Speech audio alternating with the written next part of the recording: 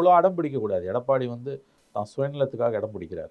ஓபிஎஸும் இவ்வளோ வருஷம் கட்சியில் இருந்தவர் தான். ஜெயலலிதாவால் அதிகமாக நம்பப்பட்ட ஒரு ஓபிஎஸ், எடப்பாடி கிடையாது. சசிகலா வாழ்க்கையில் செஞ்ச ஒரே தப்பு, பெரிய தப்பு, அதுக்கான வேலையை இன்ன வரைக்கும் அந்த அம்மா கொடுக்குறாங்க, எடப்பாடியை மந்திரியாக்குனது. அந்த அம்மா ஓபிஎஸ்ஸை நம்பியிருந்தாங்கன்னா இது நடந்தே இருக்காது. யாரை நம்பினாங்களோ அவங்களே முதுகில் குத்துனார். இன்றைக்கும் சசிகலாவோட இந்த நிலைமைக்கு காரணம் எடப்பாடி தான். எடப்பாடி நம்ம ஏன் பயப்படுறாருன்னா, ஓபிஎஸும் சசிகலாவும் உள்ளே வந்தாங்கன்னா தான் கதையை முடிச்சுடுவாங்க அதிமுகவுலன்னு அவர் பயப்படுறாரு. அவர் அளவில் அது நியாயமான பயமும் கூட.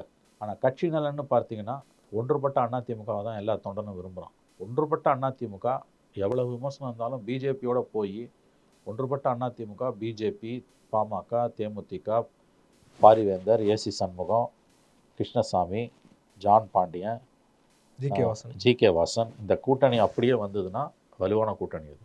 அதாவது ஆன்டி பிஜேபியை 5 வருஷம், அடுத்த வருஷம் இன்னும் திமுக கவர்மெண்ட் சந்திச்சிருக்கும். ஆன்டி இன்கம்பன்சிப் தலைக்கு உச்சத்தில் இருக்கும். கண்டிப்பாக அப்போ வந்து anti BJP, anti DMK dilute பண்ணிடும்.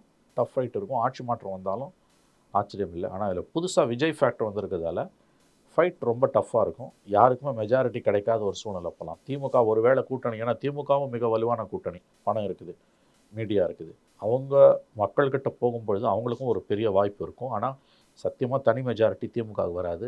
கூட்டணி அரசு தான். திமுக கூட்டணிக்கு தான் வெற்றி வாய்ப்பு கிடைக்கும். முதன்முறையாக தமிழக சட்டமன்றம் தொங்கு சட்டமன்றமாக அமையப் போகிறதுன்னு தான் நான் பார்க்குறேன்.